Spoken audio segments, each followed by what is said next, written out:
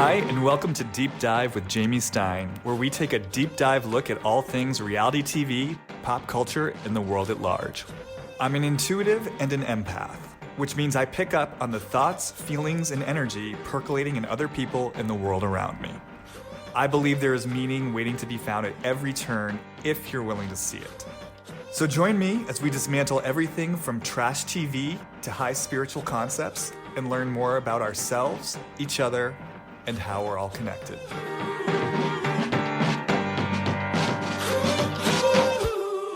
Hey everyone, and welcome back to another episode of Deep Dive with Jamie Stein. Happy holiday season. This is coming to you at the end of the year.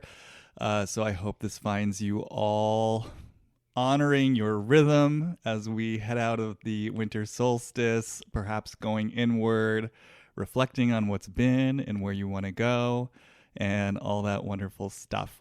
Given that the end of the year is approaching, I thought we would be remiss not to check in on this current unfolding season of The Real Housewives of Salt Lake City. As we all know, it's been a very epic season, and I think we all went into it expecting it to be an epic season, mostly because of the scandalous news regarding Jen Shah and her arrest for fraud and money laundering and all sorts of stuff. But what's been so interesting to me, and I think to a lot of others, is that in a season that actually features the criminal indictment of one of the main cast members, it seems to almost be the least interesting storyline, or at the very least, I will say, in terms of looking at the group as a whole, when I'm looking at this cast of characters, probably the last person I'm drawn to is Jen, and I'm just fascinated by what's going on with almost every single other woman and how they're responding to the situation, but also responding to other things that are going on. This just feels like such an unhinged season to me, and feels almost like the theater of the absurd. And I find myself truly at times not even knowing what I'm watching. So I just thought it seems like the perfect time and opportunity to stop by Salt Lake City, see if we can broach some issues, dig around intuitively a little bit, and see what we turn up and what wants to be revealed, perhaps about these women, perhaps about ourselves, perhaps about all of humanity in general. And who better to do that with me than old friend of the podcast, my friend, my colleague, my fellow traveler on this deep, dark Real Housewives journey, Piper Sample. Hello, Piper. Hi, Jamie. How are you today? I am doing okay. I'm doing good. I'm winding down the end of the year. Totally fascinated again by this. I loved your description of theater of the absurd. That was just such a, it was so genius. I loved that. Yeah, that's what it feels like to me. I'm looking forward to diving in. Okay, great. So in the spirit of this kind of chaotic madcap season that seems to have no rhyme or reason, I don't really have a specific plan for going into this. I thought we could just jump in and see where it takes us. And we haven't really talked much even amongst ourselves about the season, so this is very fresh. This is hot off the presses for both of us. I know where I get drawn. I mean, I'll just say it. I mean, I've been so drawn to Meredith this whole time, and just truly the rage coming through her and her obsession with Jen, and also her defiant defense of Mary, or at least I don't know if it's defense, but her alignment with her concern for her, whatever is going on with her and Mary. That's where I tend to start to go first. But I'm curious for you, when we just kind of lay out the buffet of these women from the Housewives of Salt Lake City, who's been grabbing you this season, or where are you drawn? I mean, I hate to say it, but Lisa Barlow is like, what the hell is going on with this woman right now? I mean, she was something last season, but there's an anxiety that I sense from her that is so fascinating, the way it plays out in every conversation that she has, her defensiveness for others, for herself. Like, it's just this constant narrative when even something's going on with Mary and Meredith, or anybody. She's just like right in the middle of it. So I think I'm not going to be able to keep her out of this conversation for sure. Because I'm just like, I don't even know really what to say yet, but I'm so interested in your take also on what you're seeing related to her. Like even just like her so over the top response, calling, I guess, her bevy of attorneys that she has. I mean, so many of them. Like, I mean, I have so many questions. All right, well, let's get into it. I guess I just have to give myself permission to go no holds barred into it. I don't actually know if I've talked about this on this podcast, but I feel myself hesitating a little because I've heard from Lisa. She's listened to this podcast. We had a really beautiful DM exchange. She sent me a birthday bottle of Vita tequila. So my own personal experience of Lisa is a positive one. She's been very kind and generous, and I have personally liked her. So I feel myself hesitating a little bit, but I also know that, we're here to do what we're here to do. So I just got to get into it and put all that aside and just deal with what's on TV. So having said that, that's what I'm going to do right now. I agree with you. I mean, I agree with your initial hit about the feeling and the energy and the experience of anxiety. And I agree with you that it seems to come up in every situation. I mean, I was also so taken by her response to Jen's arrest, which I feel like that alone could be its own deep dive episode. Slowing down all the wheels that turned and all the different stages of whatever you call that. She calls it trauma. All the stages of trauma that she went through in response to that. It was like this runaway train that kind of cycled through tears and grief to throwing everyone under the, I mean, she threw Meredith under the bus. Then she threw someone else under the bus too. She was sort of planting all these seeds about what different people knew. And then she was calling her lawyers. Then she was crying for Jen. Then she was crying for Stu. And I remember just watching this thinking, what is going on with her right now? And I find myself thinking that in so many of these scenes, to your point, the faux lunch, again, I was just sort of watching her really wondering, like, what's your skin in this game? Like, what's the agitation? And then just overall, in general for Lisa, I've been wondering about what is her end game with all of this? What's at stake for her this season? Even just the way she's navigating the situation with Mary. And, there's been a lot of talk in the ether and online about, first of all, this question of, is Lisa purposely bringing this guy Cameron, her friend, to start planting the seeds, which, Whitney's and Heather feel very adamant about this, that Lisa is pulling a little bit of a Lisa Vanderpump. She's producing the show. She's getting things out there. And, assuming that that's true or there's truth to that, there's this question for me of why, why is she doing this? Is it to produce the show?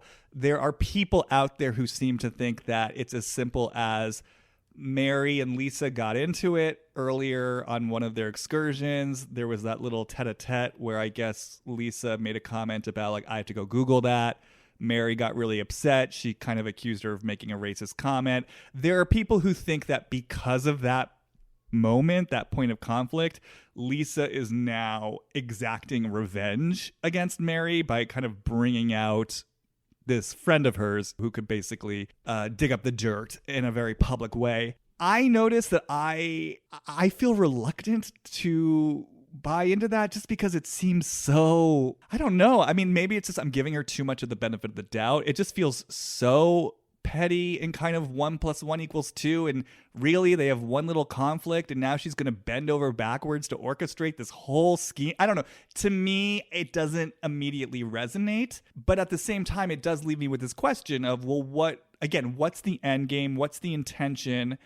How conscious is she of what she's doing? Because one thing I do know that I see with my own eyes is that she clearly is playing the middle. Just the way she represents herself to Mary and then the way she represents herself to Whitney.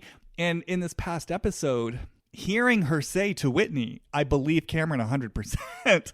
And, I just pause right there and I say, well, if you believe him 100%, I just don't understand what I'm watching. I don't understand what you're doing. I don't understand this line you're towing. I don't know what the end game is. I don't know what your motivation is. And again, just circling back to your point, sometimes it just almost feels to me like this frenzied flurry of anxiety where she's just kind of like a wild hose spitting water everywhere. And I don't even know if she understands or knows what she's doing, or if she is just constantly having some sort of automated default response that comes from somewhere so deeply unconscious in her. I mean, like when I tap in, it feels like a need for control in a very volatile situation, in a situation where she actually has no control and no real understanding herself of what is going on. So I have a sense that she's trying to get to the root of things, like by having these conversations to kind of be in control of the narrative on some level, to be in the know, which, you know, I respect that. It's like, okay, yeah, you know, like if you don't know what's going on, get your facts straight, figure out what you need to do. But like when she was calling all the attorneys, it felt like, okay, I could buy the idea that maybe she wants the legal opinions on maybe what this means for her friend Jen. But I almost had a sense of, okay, like, does this mean something for you? Are you involved? I don't know anything about their business, but it was so intensive and she had such a big reaction where the other women were just like, whoa, what the heck is going on? It felt protective to me, like she was needing to protect something. Yeah, no, I agree. I mean, I didn't take it to a place of there's something fraudulent about Lisa's businesses or she's in criminal cahoots with I Jen. don't think she is, but do her and Jen have any business together Well, that could be impacted? right. I mean, to your point, I mean, that is the more of the way, because even when you said, oh, I get wanting to like find out information about what does this mean for Jen. And my first thought was, no, I don't think it was about what does this mean for Jen. I think it's about what does this mean for her. And I think what comes to me in this moment as you're saying that is this, as Lisa, this feeling and this experience of I've had this woman's back. I've been very vocal about calling her a friend. I am very concerned about what things look like. And I'm also very concerned about how things could impact me. I mean, similar to what we saw in Beverly Hills, which, by the way, I think is totally normal and reasonable. So, yeah, there's this experience of, I think to your point, something's happening that's beyond my control. I think that in and of itself is something that's very difficult for Lisa to tolerate. But not only am I in a situation that's beyond my control, first of all, my ass might be on the line because I've been going to bat for this woman. I might look like a total asshole now. I really care about how things look. And also, how might this impact me just even legally in all the ways I don't understand the situation yet. So what I'm hearing from you, and it feels true and right to me, is this notion of, holy shit, there is a situation here that has spun out of my control. It has possible ramifications for me. This is so hard for me to tolerate. This is the place where I cannot sit still and breathe. Let me move into action and fix this right fucking away now. And to me, even just saying that, it just starts to make so much more sense of just her, just these bids for control. This is how I feel. This is what I'm doing. This is what I'm doing now, because she just can't sit still with the lack of control. And it's interesting because I just watched that episode where they were at that peaceful lunch that was what I saw was when Mary was trying to have this conversation with Jen, Lisa kept butting in. It was like she couldn't just let them have this exchange that was going on, because it was almost like it was implying, this is the way it felt to me, like if Mary and Jen get this worked out, I don't have Jen's back. Something like, I need to be the most important person to everybody in some way, or to the people that I find important for me, because obviously she could give a shit about Heather and Whitney in a lot of ways. I mean, she literally rolls her eyes every time their names are mentioned, but it was like she couldn't just let this conversation go, because it was like it was saying something about her instead of it was about Jen in this moment and Mary. Like I felt her protecting something so intensely. And I wasn't clear. Like, this is where you were saying, like, I don't really know what's going on. It's like, what is your investment in whether or not Mary and Jen resolve something here? Why do you have to keep, I don't even remember what she said. Do you remember what I'm talking about? Like, Yeah, what was I literally just watched this. She kept chiming in. Now you're gonna make me want to go look. I know, we'll have to watch it after. But anyway, I mean, should I just quickly? I mean, hold on. I've got it right. Let me just bring it up. I had no idea. So this is Jen's protesting her innocence. You're not guilty. So then I'm not guilty, what due process is for. That's why we. Oh my God! Can I please talk to Jen? Okay, so initially it's like Mary's trying to talk to Jen, and she's like saying, "So you're not guilty," and Jen's saying, "Yeah, I have to go through the whole process," and then Lisa's chiming in saying, "She's got to go through due process." You're completely scared that they might frame you. Afraid because how the did they even come? I'm just asking. So then Mary's saying, and so you're scared. So I guess Mary's trying to get clarity. And so Mary's saying, so you're scared because you think they're trying to frame you. And then Lisa interjects saying, it's her fighting the federal government. She's got to go through due process. So Lisa kind of keeps chiming in a way to speak for Jen. It's almost like she's trying to, in a way, I mean, on the surface, broker something between her and Mary. It's almost like she's picking up the mantle of, okay, I'm the one who's got Jen's back or is on Jen's side now. So let me try to explain it to you, Mary, is kind of the spirit of her frequent interjections. Right. As if Jen can't say that for herself when Jen was actually calmer. You know, Jen usually totally freaks out. And instead, it's like what I saw, Lisa took on what Jen usually does. You know, maybe she was picking up on something. You know, maybe Lisa's anxiety has something to do with how emotional people get, and she takes it on for them or something, because she's often in a place of defending something. And it's like, it's with a very... that's not what's happening. That's not what's happening. That's not what's happening, without ever really taking in what is being said. Well, it's interesting you say that, because when you talked about Lisa needing to be in control and managing things, for example, in this situation, it brought me back to just how she's been navigating her entire friendship with Jen this whole time. And which I've got different takes on this. One of my takes on it is that I believe her last season when she said that there was part of her that, you know, once the dust settled from the whole debacle of the Vegas trip, that she had this moment where she really took in Jen's vulnerability and that it touched her. And I believed her when she said that. And my sense for her from that time has been like, when she takes Jen in and she takes Jen's vulnerability in, that yes, it touches her, and also it's so hard for her to tolerate it, because if she fully lets herself feel Jen's vulnerability in that place, then it'll take her into her own vulnerability. And I think that's a place that's very hard, you know, to our point, it's very hard for her to tolerate kind of stillness and feeling herself, I think, on a deeper level, because she just wants to go, go, go. And so I kind of felt part of what was going on at the beginning of the season was, okay, Jen, like, I see your vulnerability. Let's just fix it. Like, we're going to do it. We're going to fix it, and we're going to move on. And then in that place where she wants to move on, it's almost like she can't fully take in what Meredith is saying, because if she does, then she has to, I think, surrender into a deeper complexity of what is going on here. Maybe we aren't going to be able to put a Band-Aid on this.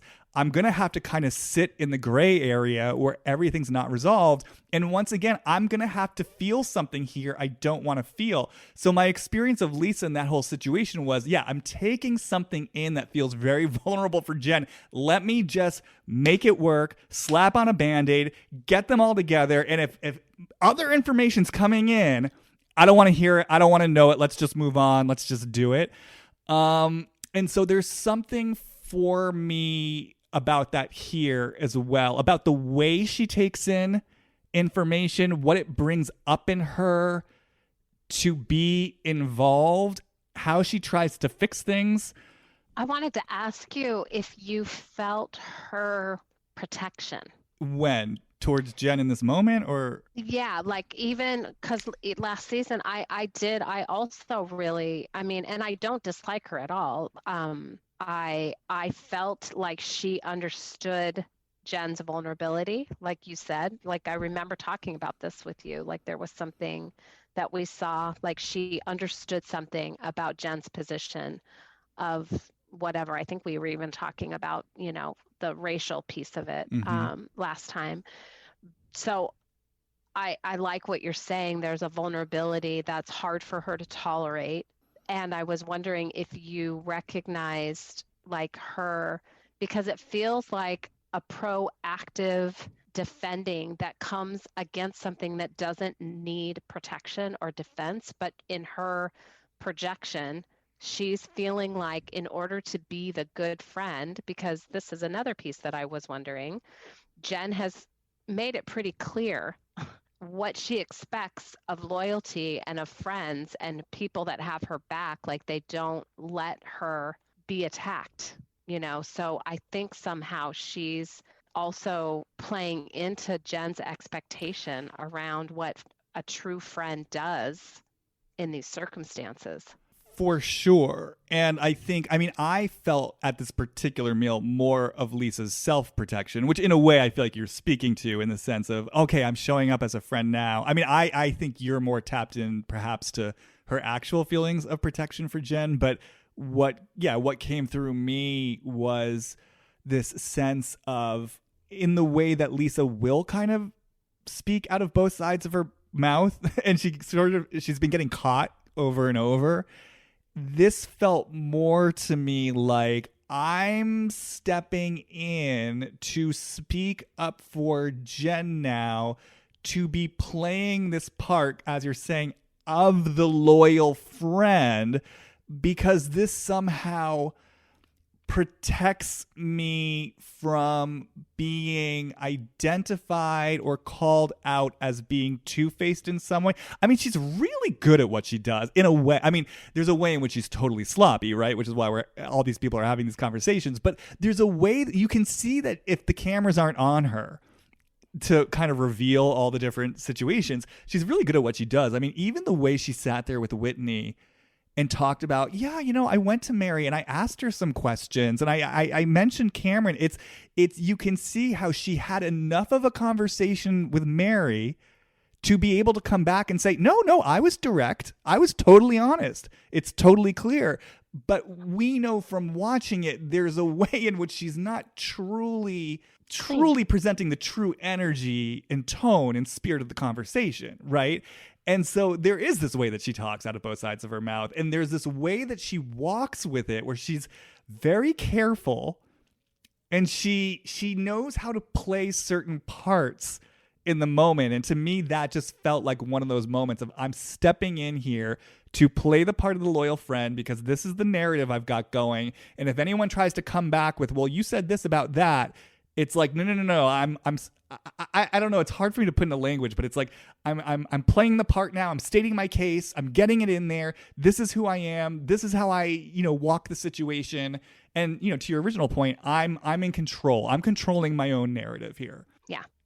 And to your question you had when we opened about whether or not she's conscious of it, that remains to be kind of the bigger question. I think people that tend to talk out both sides, genuinely mean it, on both sides. And there's a way she can't say, I'm on both sides. Like, instead of just saying, I see this and I see this, it's not black and white for me. She sticks to something very black and white feeling, but in two different sides. Right. Well, so what's coming to me, because I love what you said about the possibility. I mean, and as always, I'm coming from the viewpoint that multiple things can be true at once. And actually what I'm getting about Lisa is it feels like a lot of things are true about her at once, which is maybe part of why I like her and I find her so fun, because there is something so dynamic and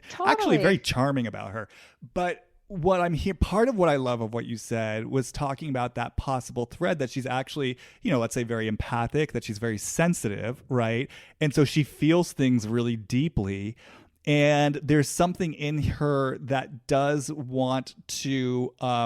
So let's just go with that for a second. There's something in her that's able. If we talk about the higher self version of talking out of both sides of your mouth, like I see, like you're saying, I see both sides. There are different points of view. I want to walk a middle ground. I kind of want to hold. In a way, I want to hold a space for the complexity and the nuance, right? But then you pair that.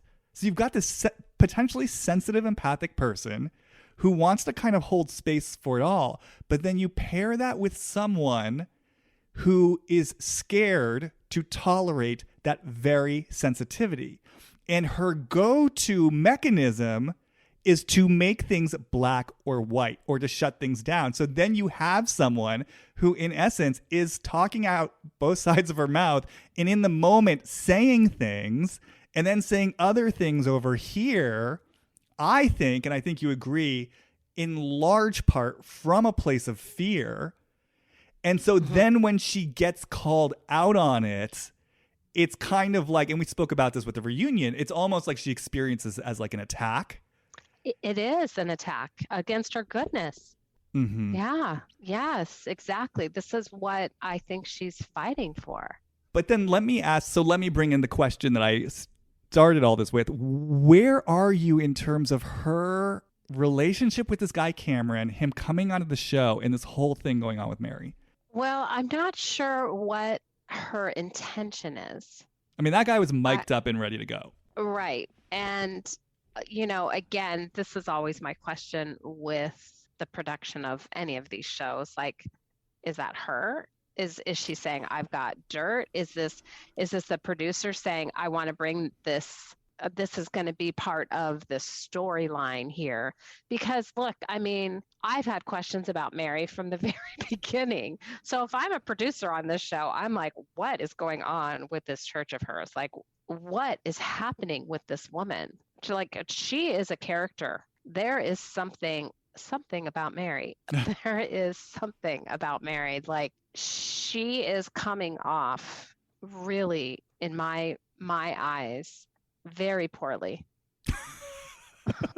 It's so funny because I know that you don't follow the zeitgeist. You're not plugged into kind of the response. Like, I just love how you're stating that opinion as if it's this like hot take. I mean, I think most people are feeling that Mary is coming off very poorly this season. Oh, they do? Okay. Oh yeah, no, there are people saying that, again, kind of Jen's the one who's being indicted, and yet people find Mary more unlikable and are ready for her to be the one to leave the show. Yeah, even, I mean, and this is like another piece of that lunch. Like, Mary comes in there ready to have Jen be guilty of this, right? Like, she's sure that Jen knew about this. She's not asking this. She's like, the questions that she's asking, the way that she's asking these is like, you're trying to tell me you didn't know anything about this. Like, for me, that was the tone of it. And to me, that said more about her. Like, the things that are being said against her, like, wouldn't you, if you were someone in her position, where I would imagine all sorts of people are saying things about her, she's got to know that people say things badly about her and her way that she runs her church. So she's hearing this kind of stuff all the time. So wouldn't she say something to Jen, I really know what this is like to be accused of things and not know anything about it, instead of, so what you're trying to tell me is that you don't know anything here. The tone of it just felt like she was saying, yeah, I know all about what people are saying about me. It's interesting. I had a different take. That was the one part of Mary that I really appreciated this episode. Because I just felt like, especially after the whole, watching the way everything unfolded on Beverly Hills, to me, it felt like a reasonable reaction, in the sense that, in my opinion, Jen is more than likely guilty of these charges. Like, to Mary's point, the federal government doesn't mess around. I just don't see why they would frame Jen. And let me actually bring in a little bit of personal transparency here, but I'll keep this very, very general. I know someone who was convicted of white collar crime pretty recently. This is something recent that happened in my life. It didn't happen in my life, but it's, you get what I'm saying. And this person to this day protests their innocence.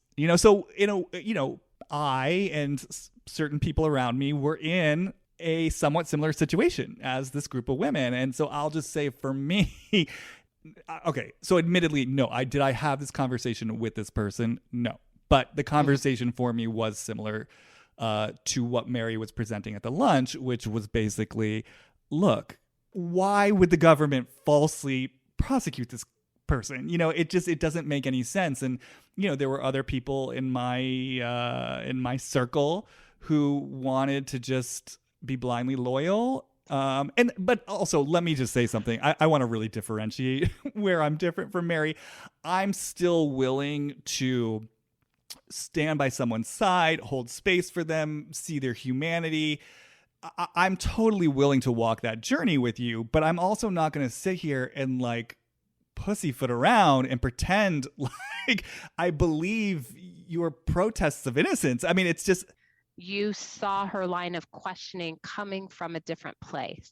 Yeah, I saw her line of questioning coming from a place that said, let's be real. Let's be real. And it's strange because that's the catch, or not the catch-22. That's the, how do you say this? That's the discrepancy. That's the contradiction of Mary, where half the time she's not even here. She doesn't seem in reality. She's having responses that don't even seem... She's like a bad improviser. She's having responses that don't organically flow from what's been said to her. But then there are these other times where she really drops into something that feels incisive and on target. And for me, I personally was relieved to have someone at that lunch be saying to Jen, so what, you're saying the government just framing you? So you're telling us that you're completely innocent? You didn't know anything about this? Because even as I say it, it's so incredulous. I mean, it's so improbable that Jen's not even coming up with some middle ground of, at least the person in my life had the good sense to do that. They came up with a middle ground story and it was a misunderstanding and Jen's not even doing that. She's just running with her usual victimization routine, which is just ridiculous. So yeah, I did appreciate Mary's voice in that particular moment. Now, maybe you're right. Maybe it was coming from somewhere that was actually more rooted in her own culpability in her life. But even if that's true, I still appreciate it. It's still coming from a place of reality. And I appreciated that in this moment, especially since it seems what's going on with the rest of the women in Jen now is we're all just going to kind of go with Jen's story in front of her face, even though we're all kind of rolling our eyes behind her back. It's a very strange lay of the land now. Well, I think Jen she's been sort of labeled as scary. Her reactions are really volatile. And I think someone who recognizes volatility, like you were saying with Lisa, there's going to be a protection that comes in because you do not want that wrath coming towards you. But I don't know what they're afraid of. I'm not sure exactly what she would do, but when she loses it, she has a cruelty that's there, but I don't know what they stand to lose at this point. When you were saying earlier about I don't even know what I'm watching. How can Jen be saying right now, they're all going to wish that they had my back when the truth comes out? And really be meaning that? It's clear that she's guilty, right? It's very clear. Yeah.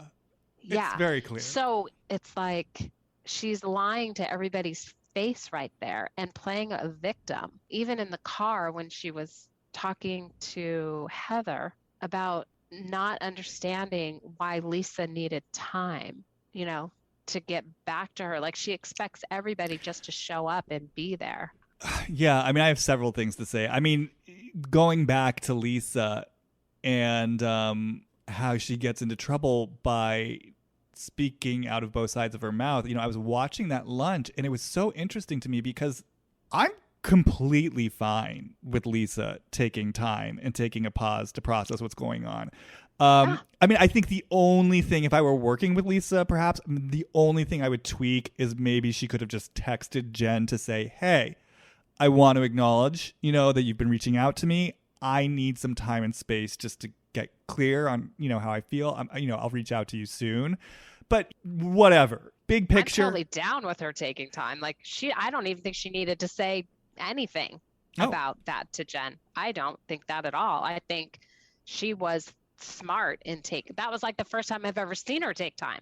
Exactly. But what was so interesting to me was that she didn't have her own back with that at the lunch. And then she started making it about what had happened before the trip and my feelings were hurt. And I just sat there and I really was thinking for myself, Lisa, why are you not just owning the fact that this was a really big thing to happen? It had an impact on me. I took some time to process it. The end. And to me, that's part of where she's getting into trouble, because this is such a easy opportunity for you to just be direct about what's going on with you and to be honest in that way. And instead, you're driving the car around it and it's making you look shady. Mm-hmm. And I just don't understand what the impulse was there to not have her own back and just keep it exactly where it was, which was I needed some time and space to deal with this.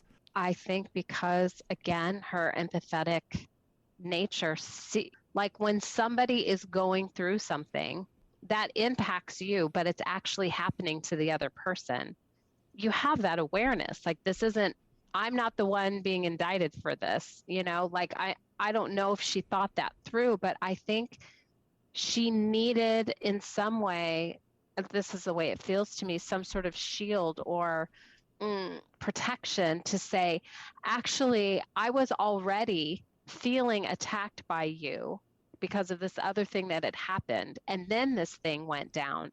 So I was still processing something that you really hurt me in. And then this came on top of that. And I didn't know where I was with you. I don't know I don't know who you are, because I think Jen is so, talk about someone that she polarizes her responses to things quite a bit. So I'm sure that is very confusing for someone who's trying to have her back.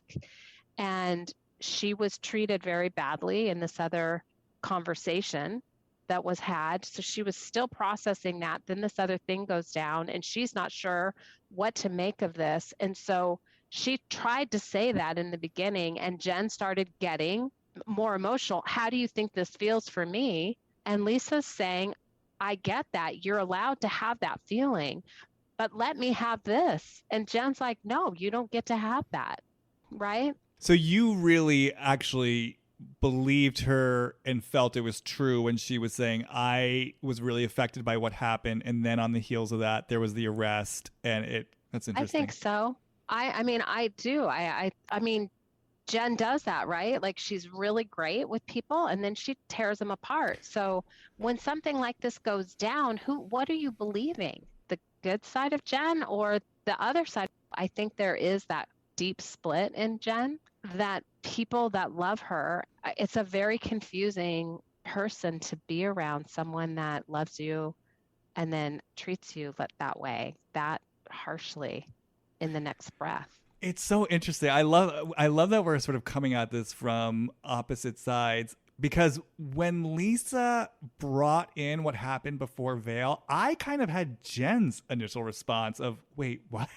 You're bringing, like, she was just arrested and indicted on all these charges and her life is, basically going down the tubes, and you're bringing up Vail now? I don't know. I mean, when I hear you articulate your perception of what Lisa was saying, I was like, oh, actually, that makes sense. I mean, that does make sense to me. Like, hey, something happened that impacted me. Then this arrest happened. I needed a beat. Somehow I didn't take it in that way when I was hearing Lisa describe it. I almost felt like Lisa wasn't fully owning the voice that wanted to say, I needed time and space to process this. And it was almost making this more about what happened prior to the arrest. And that was the place where I was a little bit like, I was rolling my eyes like, wait a second, you're making this about that issue now and you're bringing this into it. And I guess part of it too, and I'd be curious to hear what you have to, I mean, see, this is what I'm saying. I think this is part of why this season of Salt Lake City is so confusing. Again, I feel like we could have a whole episode just about this one lunch. There's so many things going on. But what I want to say is I think part of what I'm realizing is, and we talked about this actually with Erica Jane and her performative emotions, with Lisa, I do think there are things that she feels deeply. And then I also think she knows unconsciously how to perform emotions when she's scared or nervous or she wants to control things.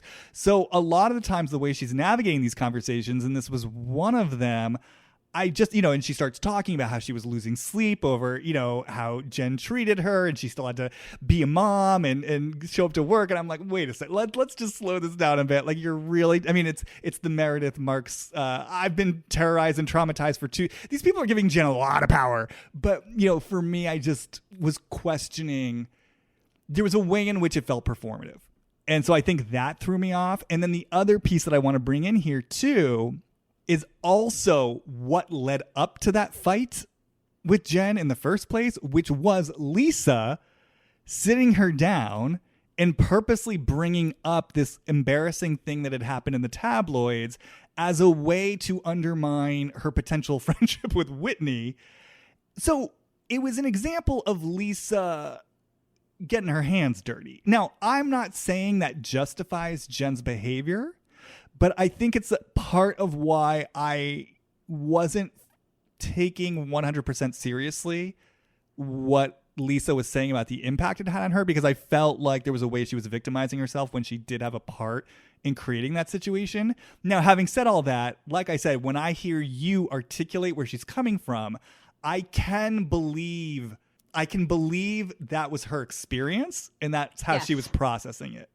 Yes. Exactly. I didn't get it until you articulated, though, I think because of all the things that I just mentioned. And this is why she and a lot of the season, I think, feels like such a clusterfuck to me, because I'm just like, what is going on here? And to sort of piggyback the outrage or the deep hurt feelings, it's like she's being called out by Jen right here as a bad friend. You're a bad friend to me. The only good friend was Heather. Big eye roll, from Lisa. Like, and me. I could imagine Lisa at that point going, what about the 3 hours average daily that I was having these conversations with you? I gave you my best self, like behind the scenes, not in front of cameras. Who are you? You're calling me a bad friend right now when you took me out in public and I'm still licking my wounds from that. And now you're telling me that I'm a bad friend because I needed a beat. I mean, I kind of want to also look into this because Meredith and Lisa, they were the ones that kind of had this little deeper seemingly connection. And that has definitely, there's been some sort of split in that this round. Oh, for sure. That I've been noticing. And that whole scene where Meredith was like, I'm out. Lisa was like, don't leave me here. Like, I need you here. I was like, what is that about? I just didn't get that whole thing. To me, it felt like a ploy. To get her back over. Yeah. You didn't believe, I didn't believe it for 1 minute, but I was like, why are you even using that? Is that what Meredith falls for? Well, that's what I'm saying. Like, I feel like there's something much like we talked about with Erica there. It feels like Lisa learned somewhere along the way how to perform certain emotions to get what she wants and needs. I mean, I'm not the biggest Whitney fan. Whitney's all... this could be a 10-hour conversation. I know. I agree.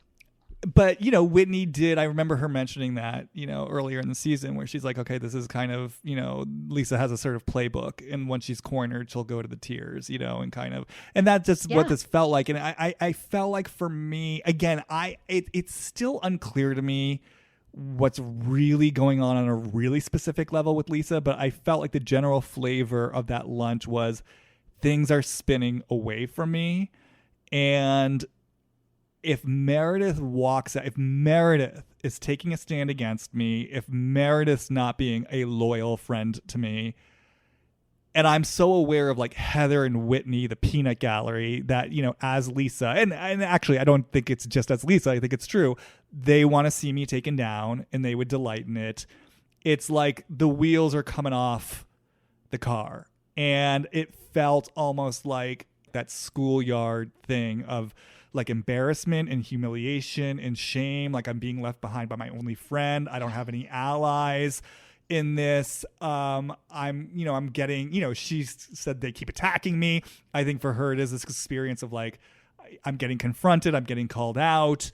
And yeah, I don't have a shield. I feel vulnerable here in this place where I'm not in control of the situation. So I'm going to do anything to get Meredith, my bestie, who has a sort of power and rank in this group, I feel like. I'm going to do anything to get her by my side, almost just to show Whitney and Heather, like, no, like she's still here with me. I'm still like driving the bus. This is still happening. And I can't help but like, I literally imagined them. I do this often. Imagine them at a certain age.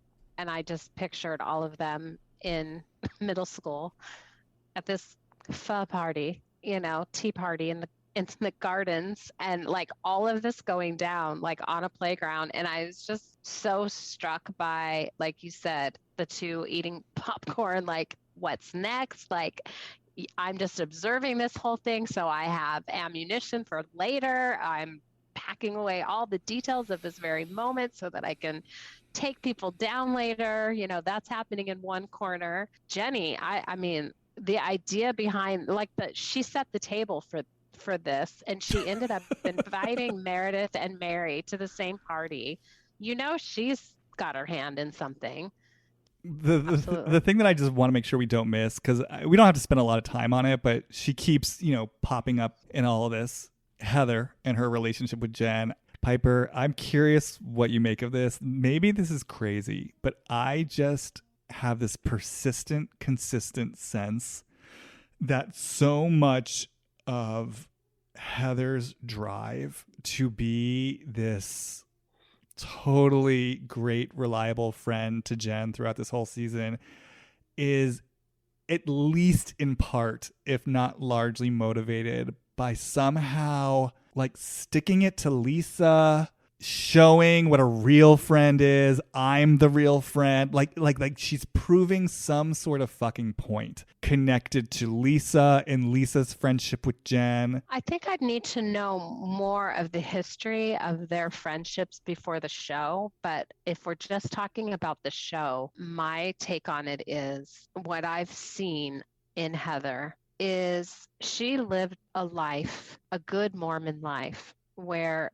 her world was centered around being, I know a little of the Mormon faith. I know what you're taught around loyalty and devotion and what you don't see, what you just turn off in order to maintain this faith. You don't ask questions. You don't, there's a certain way that she was socialized as a good human being. And then she divorced her husband. And I think she lost a lot when she did that. I mean, even a spiritual component of this, that the belief is that her eternal life is also fucked now because she's not going to be with her family. That's, I think, what they're taught.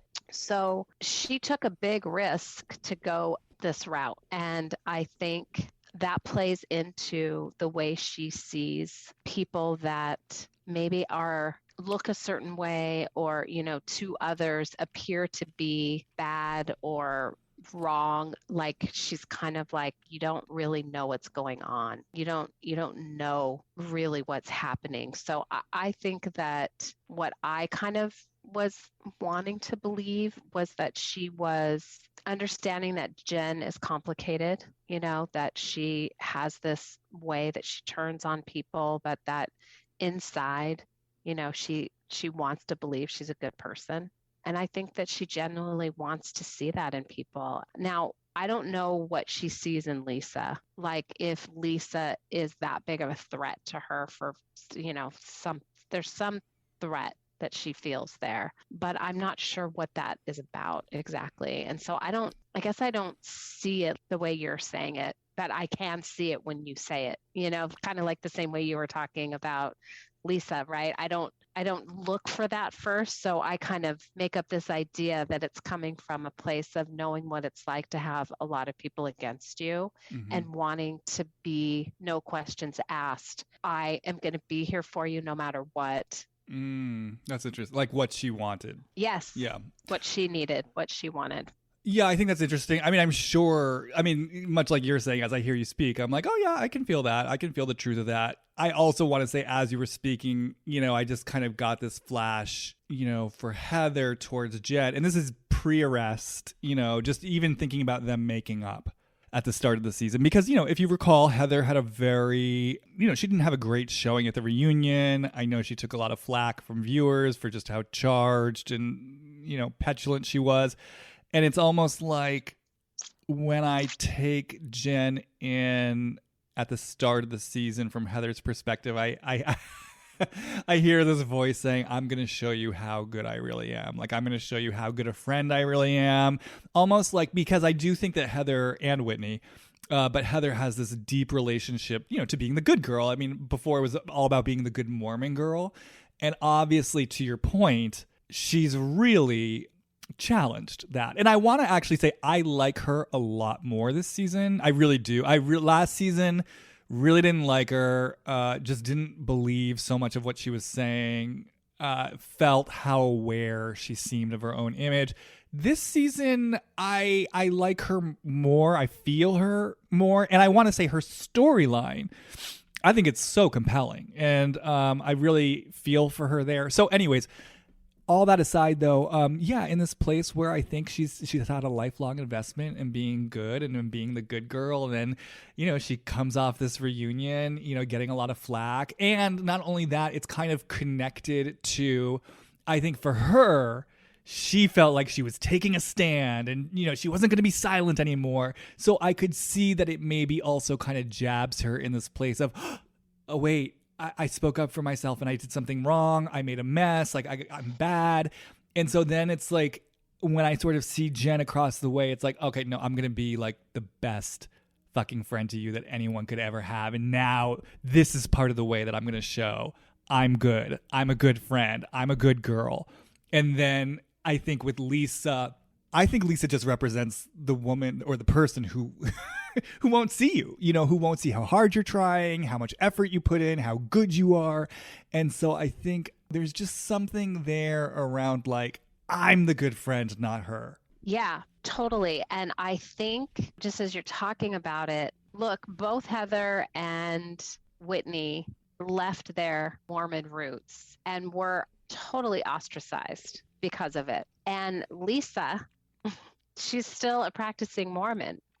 If Whitney and Heather were striving to be very good Mormons that don't drink, that don't smoke, that don't wear certain clothes, like there's a very specific way a Mormon girl looks and acts. And it's not like Lisa. And she gets away with still being Mormon. And I think there's some resentment around that. I think there is some way that, Heather was very transparent around her judgment that she had of other Mormons that weren't good Mormons. Mm-hmm. So I have this feeling like she feels so conflicted around her own choice. She lost a lot, and somebody else still gets to have what she doesn't get to have because she took a stand, because she actually said, this is what I'm standing for, where, like, as we described earlier with Lisa, she plays both sides. And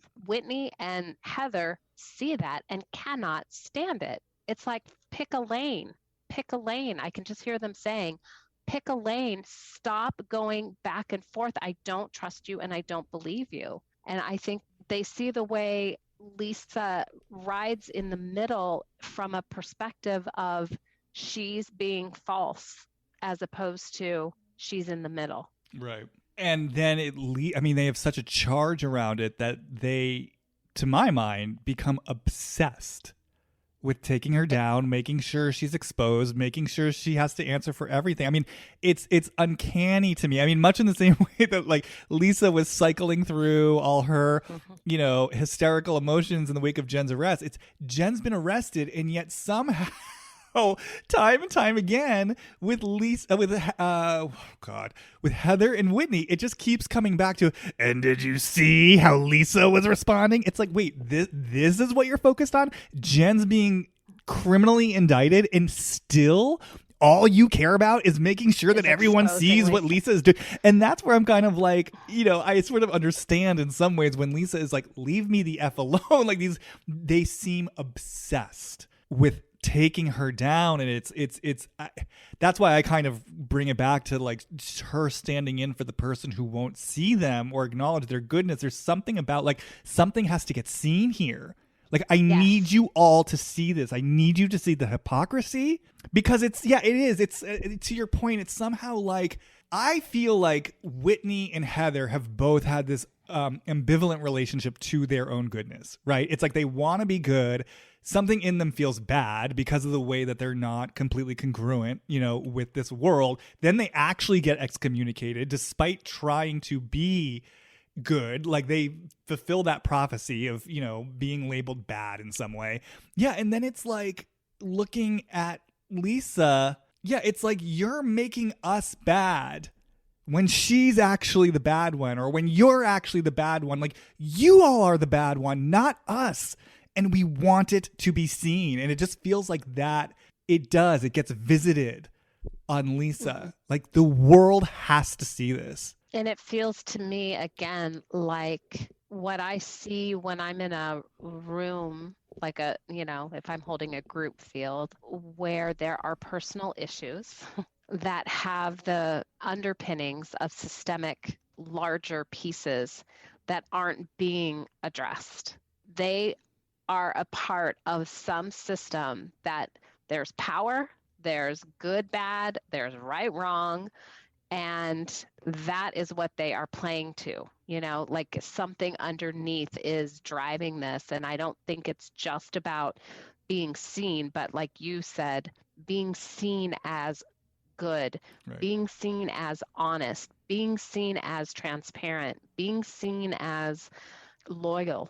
And I think the fact that they can see through Lisa's sort of waffling back and forth, they cannot seem to let that go. And I would be suspicious that it has to do with all the ways that they grew up seeing people in their faith walking some sort of, it feels like a false commitment, false loyalty to their faith. And it was hard for them then. They took a stand when they decided not to be, like they just said, I'm not going to do this anymore, and lost a lot. And so there's something around it feels like a power, like who gets the power.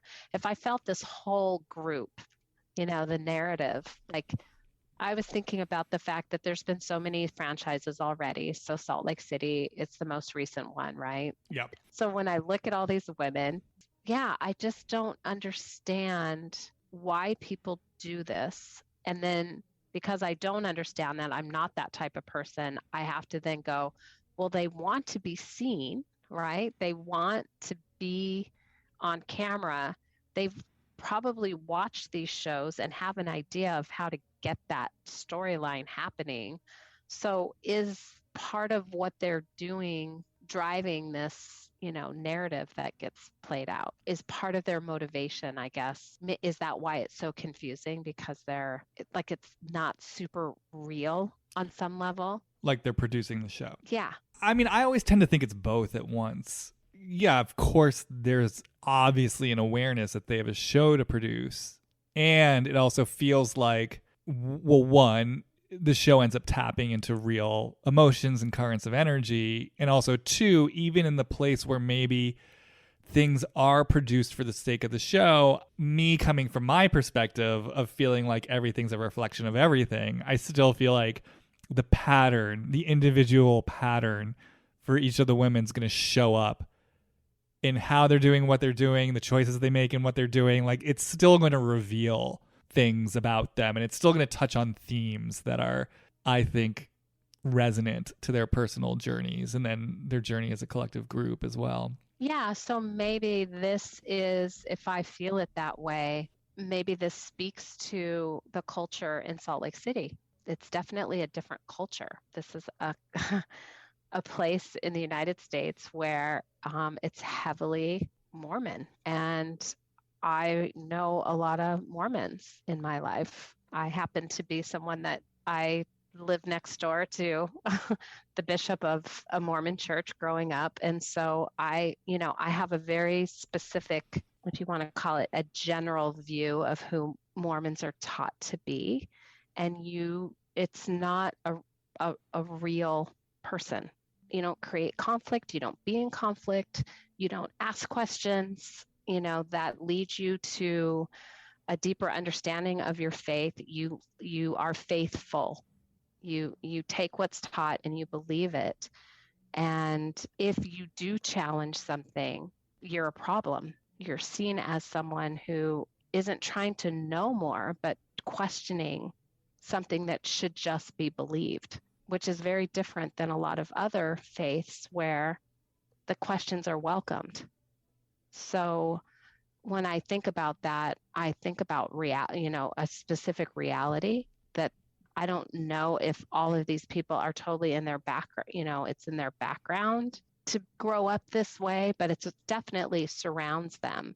Like, I don't know what it is, but there's a certain reality that I can't seem to find. It's almost like I'm watching a telenovela sometimes. Yeah, I mean, that's kind of what I was speaking to, at the very start of this. It's hard for me to even find my footing with this. And then even just bringing it back to Jen, it's the way they're organizing around her. Well, I was going to say initially, except for Mary, but then Mary found her own way to collude in the whole fantasy.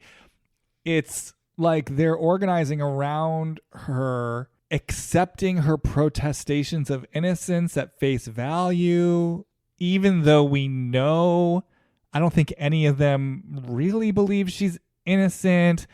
And so now there's this pretense of friendship where they all have to pretend in group settings that they believe her. It's just like, even as I articulate it, I just hear this question in my mind of what am I watching? And what is this? It's almost like, and then it's like, I think about that, for example, and I just get this image of kind of, like there's that expression circling the drain, which I know circling the drain means, right, like something's at the point of failure. That's not actually how I mean it, though. I mean, like, the image of me, it's like circling around the thing without actually going into it. Like, there's the thing and we're just circling around it. And it's almost like that. It feels like that's what's happening with all these conflicts. Like, there's something going on, and I know you wanted to get into some of this, between Lisa and Meredith. And I just feel like we're circling around it. There's something that's being circled around with Lisa and Jen now.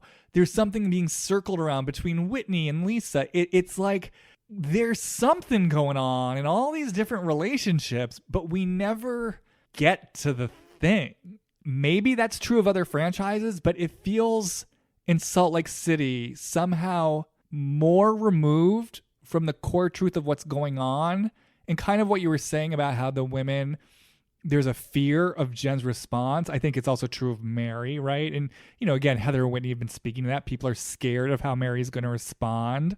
It just feels like there's so much tiptoeing and there's so much truth that can't be said. So like with Meredith and Lisa, for example, just going back to the fracture that started since the beginning of the season, I think it's clear that Meredith just feels so betrayed by Lisa's friendship with Jen. I think it's also clear that there's just things that Lisa wasn't willing to hear or take in from Meredith's side. And so again, it's like they're circling around something without ever getting to it. That's almost like what the whole pho lunch felt like. It's just, there's all this stuff circling. I mean, again, this isn't the right use of the expression, but circling the drain without like going into the drain. And that's what I mean by this culture.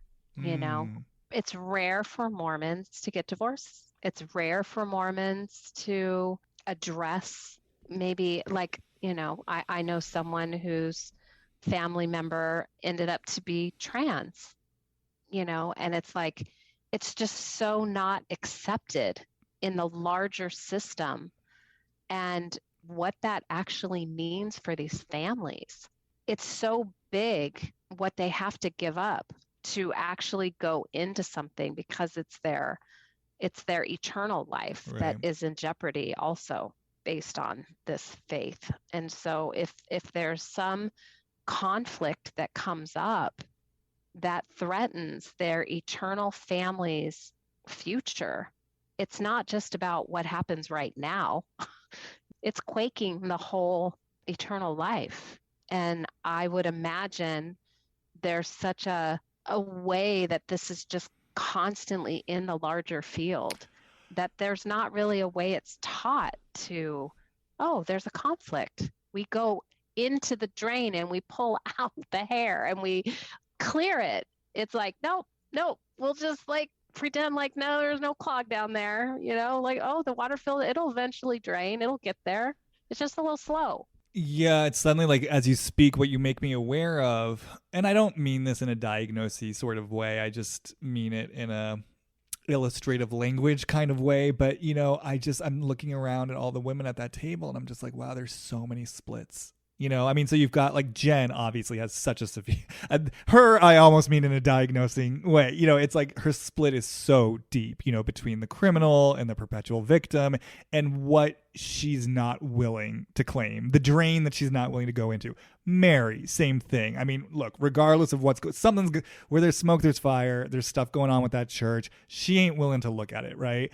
And then it's like, you look at Heather and Whitney, who, as we discussed, like you could say like there's been a split between, the good girl that they've wanted to be, the things that they are at odds with inside themselves, what's been difficult for them to claim. I feel like it is hard for them even to this day to perhaps claim when they have negative intention. You know what I mean? To even just claim like, yeah, Lisa, I do want to take you down. Like, I think that would be very hard for them. And then certainly like Lisa, as we discussed, it feels like there's a real split when it comes to like her own sensitivity, the places where she has fear and also her own judgment. I mean, she's another one. I mean, she never wants to own that she has judgment, and she clearly has such deep judgment. And that to me almost goes more to your point explicitly about the Mormonism. It's almost like for me with Lisa, I experience it as, yeah, Lisa wants to be perfect in a way. And I think she knows enough to say, I know I'm not perfect, or she knows enough to say, oh, I don't want to be perfect. But I think even in that, there's a kind of perfectionism. And I think it's very hard for her to own, like, yeah, you know what? Whitney, Heather, I judge you. I have judgments about you. So anyways, what I'm saying is I just look around that table and I just see all these splits and all these things that it seems so hard for the different cast members to kind of own. Yeah. And maybe, I know we're not diagnosing or, talking about character structures or anything, but what happens when rigidity is challenged, when it's threatened, you usually scratch that through and something becomes exposed. Mm-hmm. And it's usually, those splits that are there. So and I guess you might be onto something. Yeah, I mean, just to clarify for people at home, rigidity is a reference to a character structure in a healing modality called core energetics that both Piper and I are certified in. And yeah, rigidity is, I mean, as you might ascertain from the word, it's a character structure that's, overachiever, all about appearances, everything's perfect. I prove my value through my accomplishments, through my charm, through my attractiveness. I'll be the perfect. It's interesting. Again, I know neither of us are really subscribers to the character structure model, but I will say it is interesting. There's a lot, when you look around that table, there's a lot of rigidity. There is a lot of rigidity just in terms of body types, how they present themselves. There is a lot. I mean, you're onto something. There is a lot of rigidity at that table. I don't even know how much I believe in any of that either. Like, it's just a way to see things. But if you're talking about splits, I can't help but like feel the overlay, like the reason these splits are being exposed has something to do with that perfection being challenged or being exposed. The fact that this show probably puts enough pressure, Yeah, pressure. you know.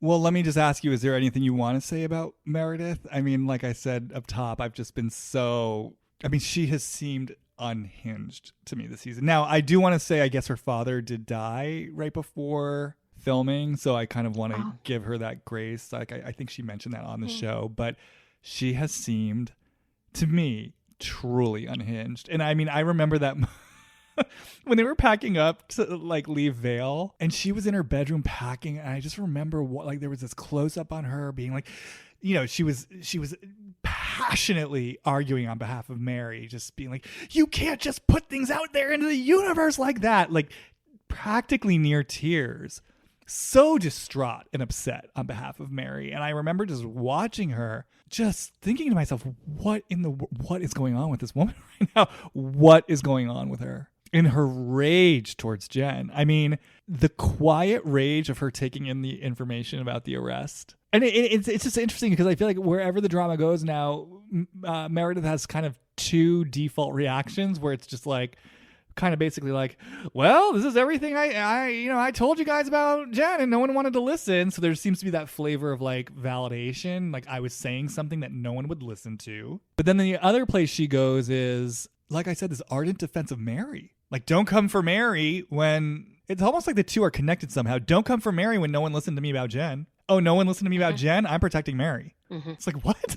Exactly. I'm wondering, I was wondering if she was like, get me off of this show. Like, what is happening right now? Like, there's so much exposure. Yeah, I don't quite understand her. Me neither. And it's funny because when you were asking about why do people do this show, she is someone I've thought about a lot. Like, why is Meredith on this show? Because I understand she has a business, but she does not feature that business on the show at all. I mean, she seems to care less about getting exposure for her business. And I'm always sitting with, what does she want out of this? Well, it feels like she's promoting her son more than anything. Well, I've thought about that. Yeah, she's promoting her son. And, I guess just to kind of go back to that kind of flash that came through me when I was talking about kind of her feeling of vindication of I tried to tell you about Jen, I really sometimes wonder about last season and, how Jen outed her, I guess, infidelity is what you'd call it, or like having,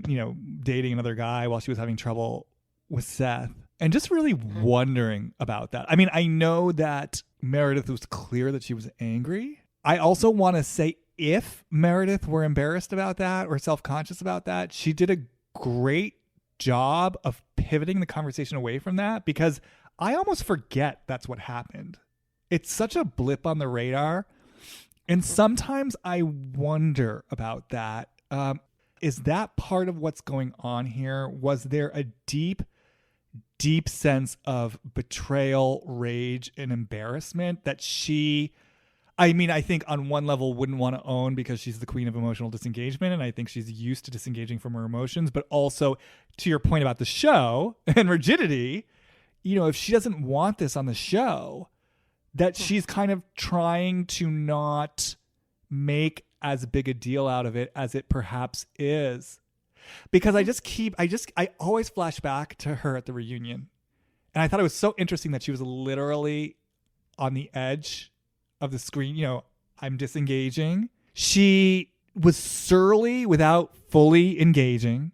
She almost kind of had this like, I'm above it all sort of posture. Exactly. So like she had always come across to me. And in the place where she's above it all, was she disowning something so deep towards Jen that she didn't want to bring to the surface, but perhaps with that some sort of silent demand or expectation of like wanting, I don't know, people on her side somehow. And then when that wasn't sort of fully happening in the way that she wanted, I mean, I just keep coming back to this feeling of no one listened to me. I told you guys about Jen, which I don't even know quite what she's talking about there. I mean, maybe these are on-camera conversations or off-camera conversations, but she's like, I had facts about Jen. Like I said, I keep feeling an exposure, like a unintended exposure. I think because she feels like she's above it all, her humanity sort of got revealed, like, oh, her life isn't perfect. Her son was outed before he was out. There were things that happened because of Jen where her family was exposed, like probably as a surprise to Meredith. So I think she just really felt a lack of trust for Jen because she was friends with her. It seemed like in the first season, like that time when she had her over, like, were they friends prior?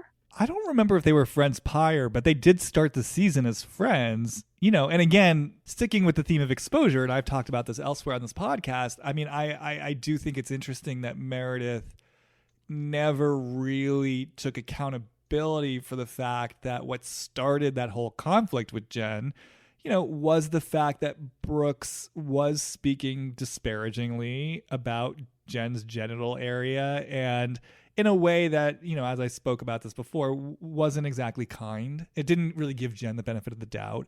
And, Brooks then, in a way, demanded that Meredith stop being friends with Jen. And Meredith then withdrew from, some sleepover that Jen was going to have. Like, Meredith turned on Jen because of her son. And I understand why Jen would feel hurt. Not that Jen deals with her hurt constructively, but Meredith had a part, and I think what's interesting to me about that is that it's in the theme of exposure because, I mean, Jen actually said this. I mean, I'm sure it's humiliating to have people talking about your vagina on national television. As an intentional flash as well. Like, right. Like somehow there was an implication that she was not being responsible with it. No, they shamed her. It was shaming. Yes.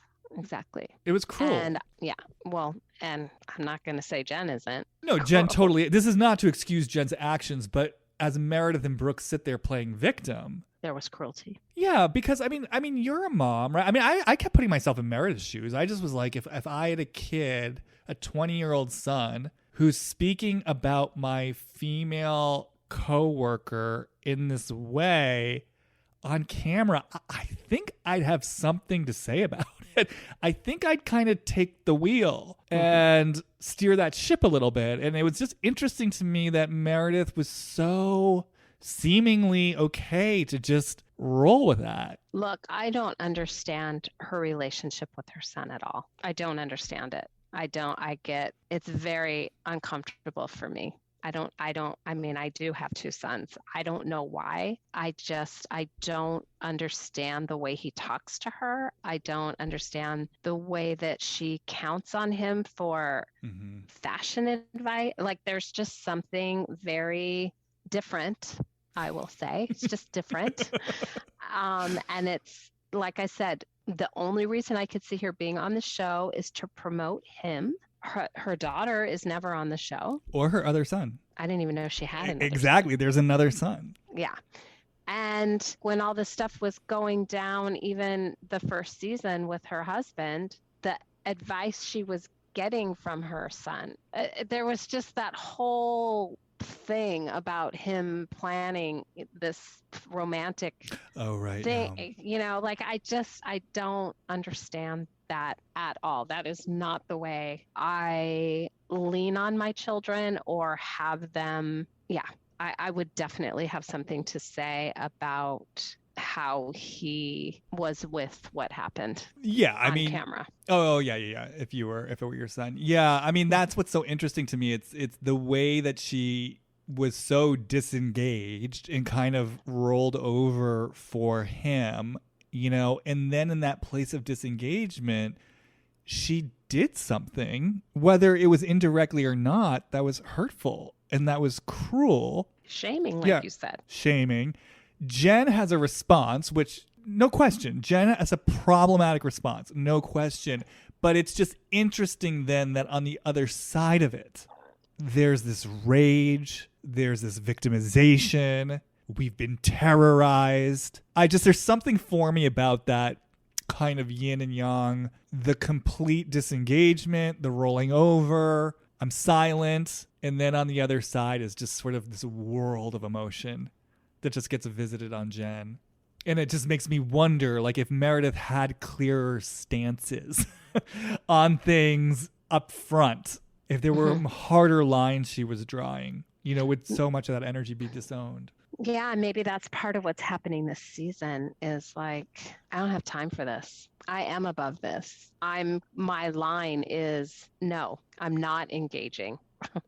You know, I'm not going to be a part of taking somebody down if it comes to, you know, Mary and this business with her church. Like you said, there is something where maybe she's seeing the way this is playing out. I'll be interested if she continues. Well, what's interesting to me, so part of what I talked about on a previous podcast, I felt what was so interesting to me was that it felt to me like it was easier for Meredith to own her rage and her anger when it was on behalf of someone else. Like it was on behalf of Brooks, it was on behalf of her family, like not for herself directly. And what's so interesting to me now about the Mary thing is like, once again, she's defending someone else. Not little Mary, just like not little Brooks.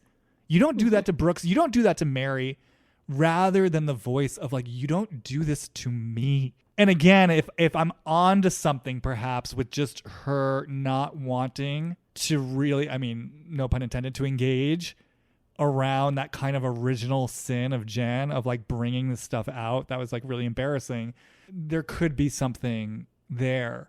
Because what I also think is interesting too is even when you're talking about her relationship with Brooks, and I'll agree with you, I've had similar questions, you know, and the term emotional incest, you know, is something that's crossed my mind when it comes to the two of them and how enmeshed they feel.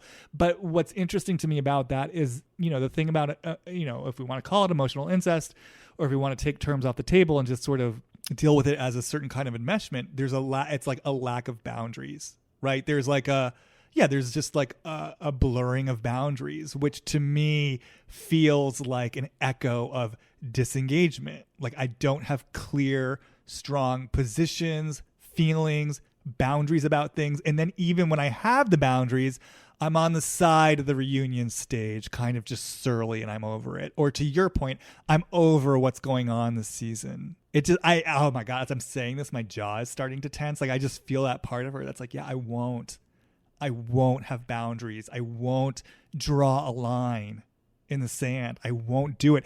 And then it brings me back to what she shared last season. I remember when they were in Vegas, she talked about having parents who fought a lot and she was in the middle all the time. So there was like conflict happening all around her. And so to me, it always just feels like someone who, you know, I'm not allowed to have a line in the sand. I'm not allowed to have an opinion. I'm not allowed to, I don't know, something even about like taking a side is dangerous.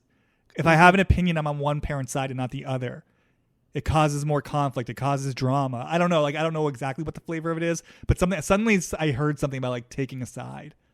And so it's that Meredith. And I don't want the drama. Oh, exactly.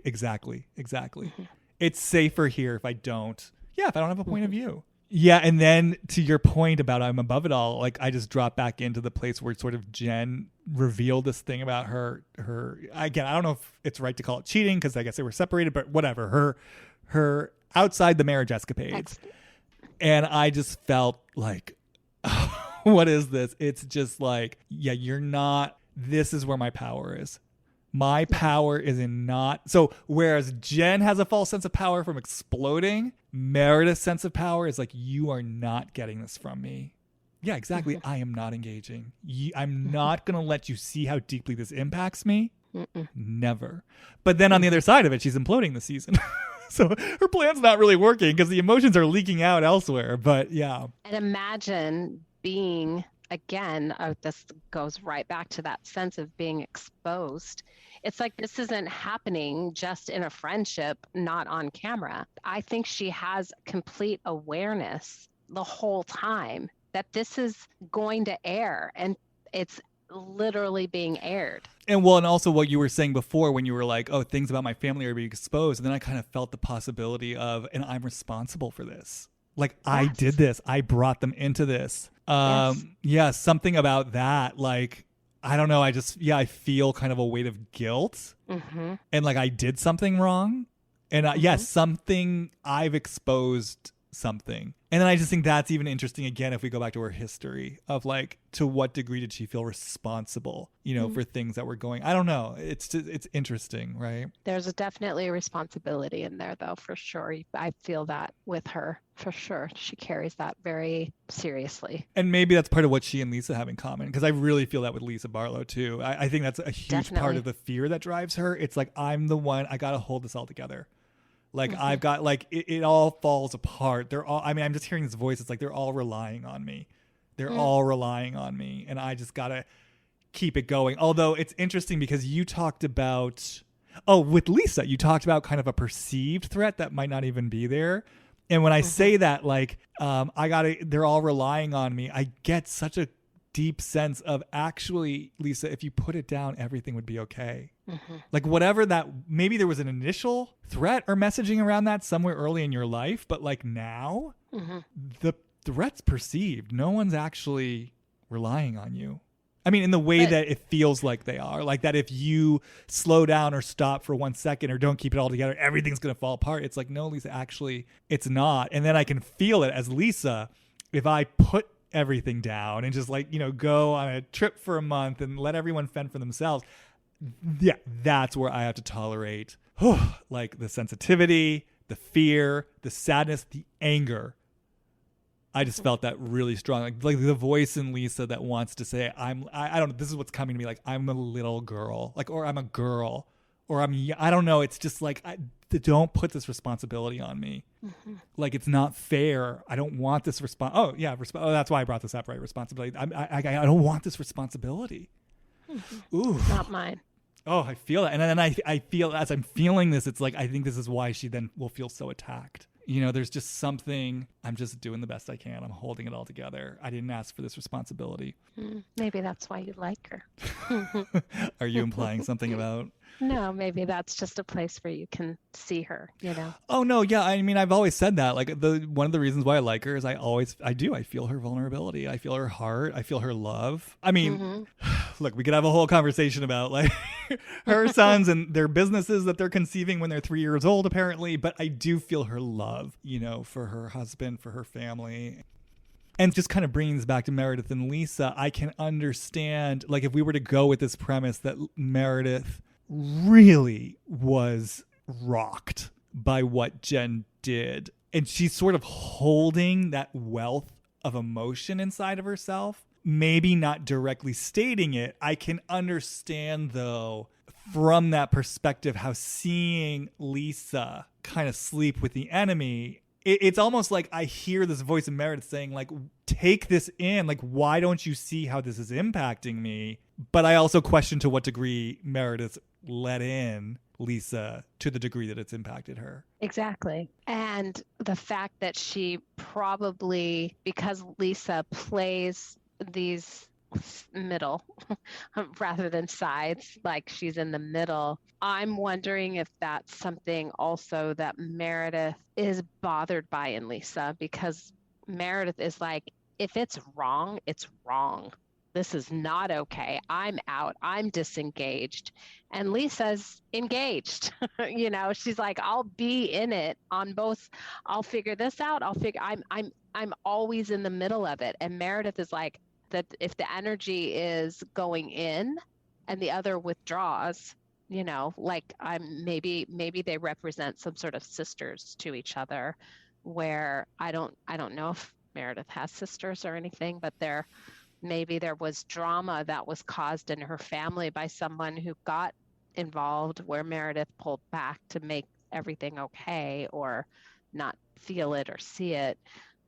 That's a very different response, and it's often hard for people to accept different responses. There's an expectation that we all respond the same way. It makes it easier.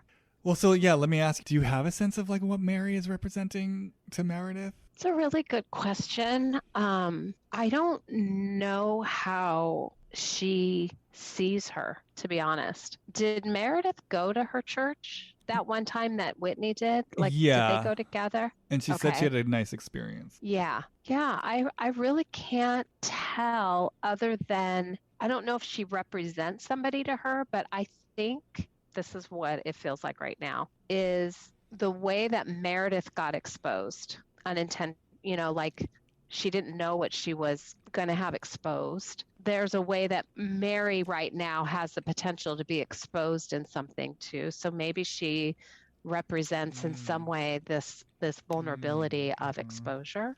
Well, that makes sense. Like, even just going back to the one moment I mentioned where Meredith was saying, you can't just put these things out in the universe. I mean, It makes so much sense if you look at it through the lens of what I was speaking to about, Meredith's embarrassment, her shame. Yeah. You don't say these things on camera unless you know where this is going to mean something. And I think she represents her, like the part of her that had stuff on camera that she wasn't ready to have exposed to the whole world. Mm-hmm. Yeah, and which again goes right back to my point of I feel like it's easier for her to defend other people than it is to just defend herself. Yeah, it's a way for her to say, this isn't cool that you guys are talking about this shit when you don't know for sure what's going down. If you're going to have these conversations, get your facts straight and then bring it in. Right. And it's almost like she gets so angry at the tea party because the thing she kept saying to them was like, you guys are saying you're her friends. So, essentially have her back or treat her differently. But I feel like the subtext to that is I'm calling out how fake these fucking friendships with Jen are. And what's underneath that is because I'm still so outraged about what this woman did to me. Yeah. And that's not what friends do. I so wonder, Piper, like I just wonder if Meredith really had the opportunity and the chance to like sit across from Jen, like push aside the stuff with Brooks, like any of that, and to just say, fuck you for bringing that information out about me, my marriage on TV. I just wonder what that would do, if that would, move something in her. It's weird because I don't know why. I kind of feel like she has, and maybe it's just because I see it so clearly. So she hasn't said, you don't go after my family, or no, she does. She says don't go after my family, but she does it in context of like Brooks, and what she said about Brooks. Not my marriage, not my. Unless I'm forgetting something, that's what I was saying. Like as I think back on it, I'm sort of shocked by how the meat of what Jen revealed really got kind of quickly swept under the rug. And maybe part of that's because the other women were helping to not make that a focal point of conversation. She played it really cool. Yeah. Like, I'm not fazed by what's been brought out. I'm just pissed that Jen would betray me. But what I'm bringing in, and maybe I'm completely misremembering it, but what I'm bringing in is, no, I actually think you were fazed by what Jen brought out. Mm-hmm. Enough so to figure out like where this is all coming from, because later, like, she was trying to dig up dirt. Mm-hmm.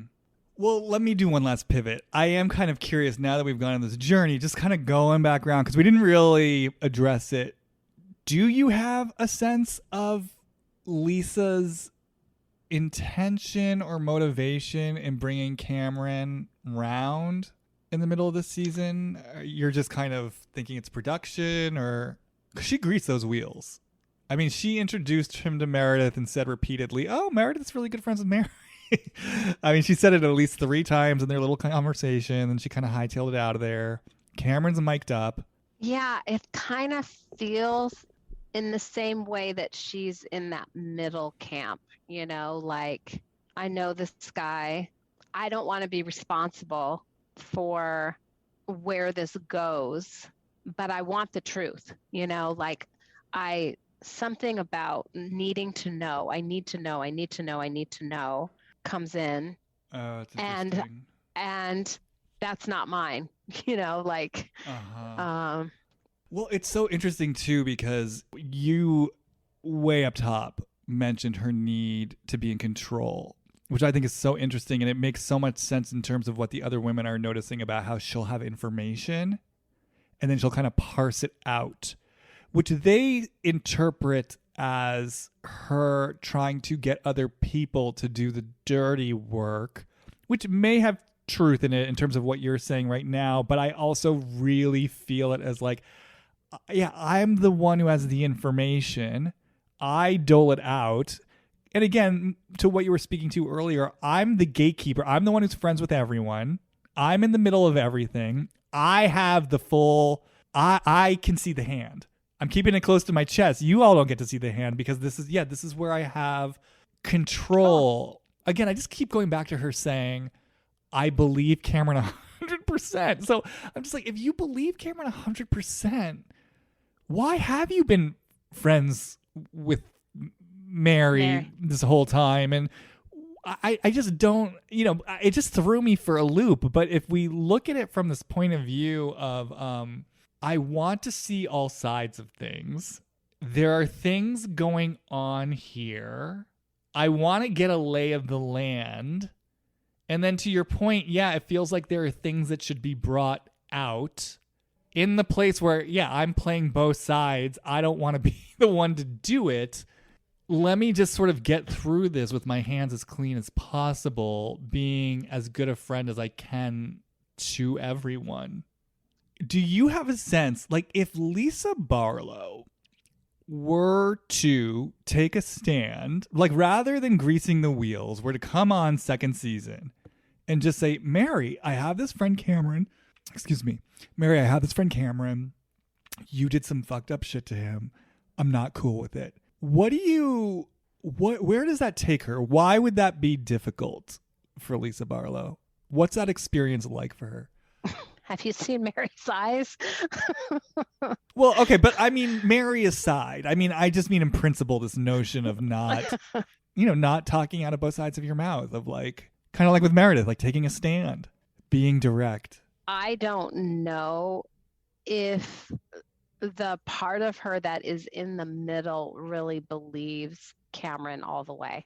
She says that she does out one side of her mouth, but because when she's sitting with him, she's in it, she's understanding his experience, she can feel him, that he feels betrayed or whatever it is. So she's there. I believe him 100%.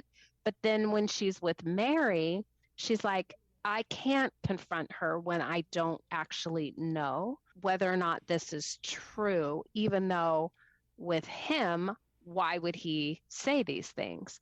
So I think it's a bit of confusion about what the truth actually is. I don't even really know what happened. So this is all just hypothetical, of course, in the spirit of your question, but I think it has something to do with that middle ground that she doesn't quite know. Which I wouldn't be able to say that to you, Mary, if I didn't know for sure that's what you did.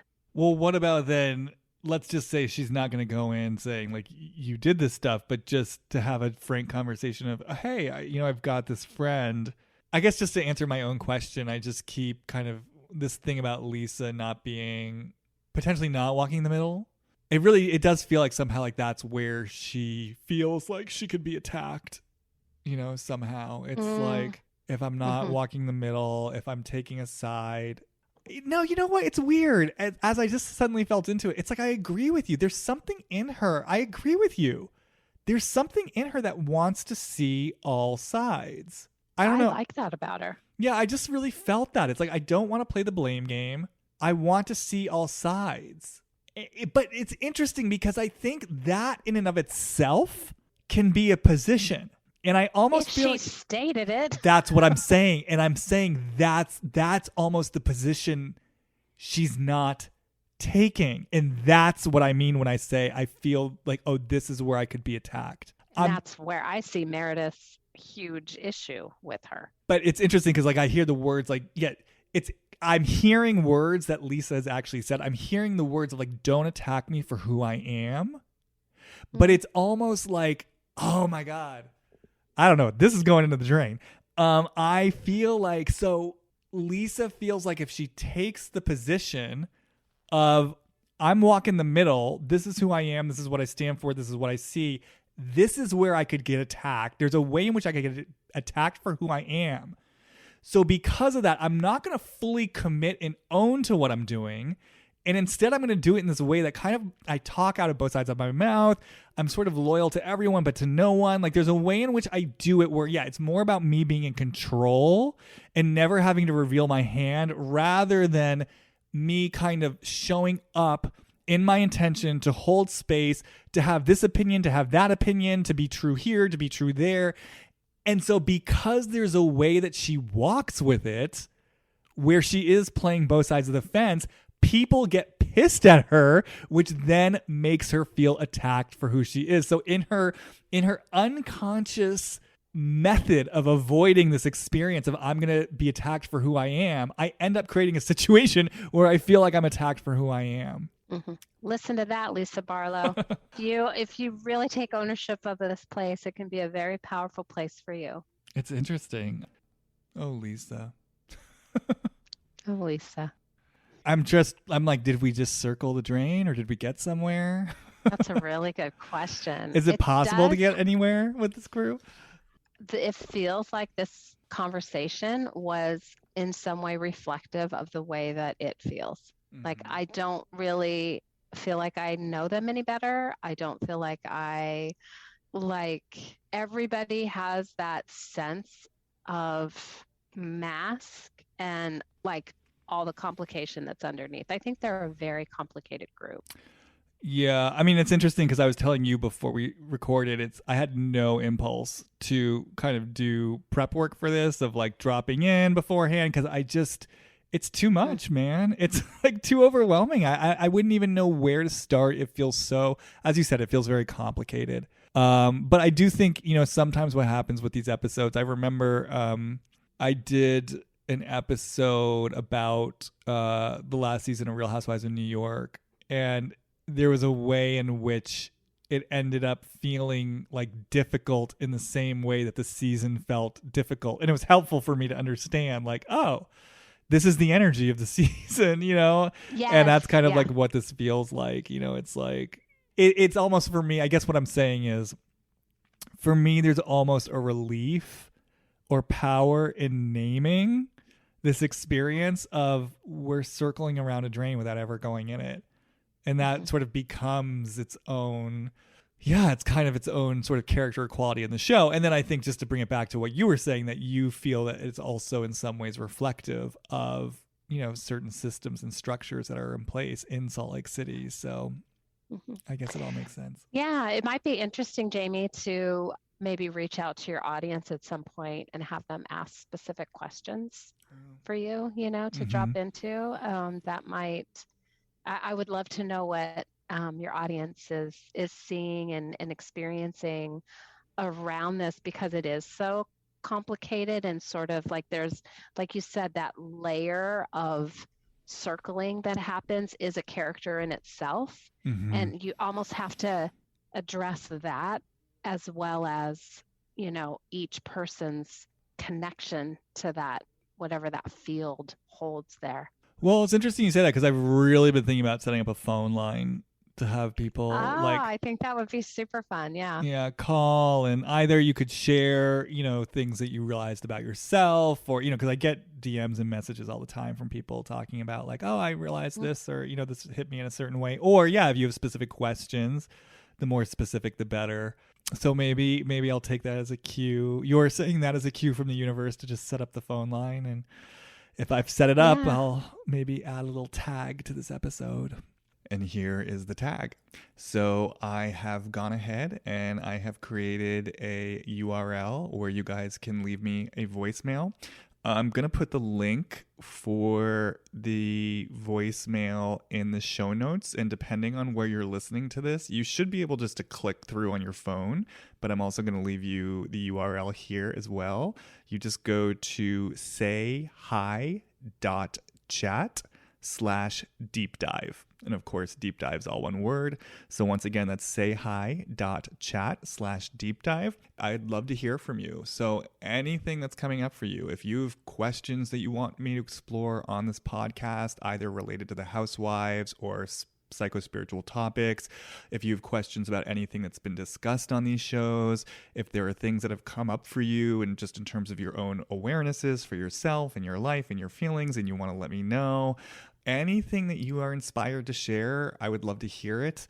I love the community that's been built on Instagram, and I've always had a vision of this being a community of seekers and deep thinkers and people who are doing the work. So like I said, go check out sayhi.chat/deep dive if you feel compelled to share something with me, and let's see where this wants to go. Okay, tag's over now. Yeah, I think it would add a nice texture to this particular franchise, since they are so elusive in being able to really tap into something. All right, well, are we officially throwing that out there that there's going to be, I mean, we have a while because the season's not over and then there's the reunion, but maybe there can be a season end episode where we take people's specific, I'm going to be very, the more specific, the better. Because I know sometimes when I open up to questions, I get really kind of general stuff like, I don't know, like what's going on with Mary? I mean, which is fine. I don't want anyone to feel judged or criticized for their questions, but for the basis of conversation and dropping into things, it's just helpful, for things to be specific. Yeah, like how you were asking. Why is Lisa not confronting Mary directly? Maybe I'll come up with some questions for you. Oh, yeah, you should come up with questions for sure. Okay. All right, Piper. Well, thank you so much for your time, for your energy, for your insight. Is there anything you need or want to say to feel complete in this conversation? No, thank you so much. It's always fun with you. Okay, guys, as always, follow me on Instagram if you don't already. Jamie Stein, JamieStein. And you can go to my website, HollywoodReadings.com, if you're interested to know more about my work. And that's all for now. I'll see you guys next time. Bye.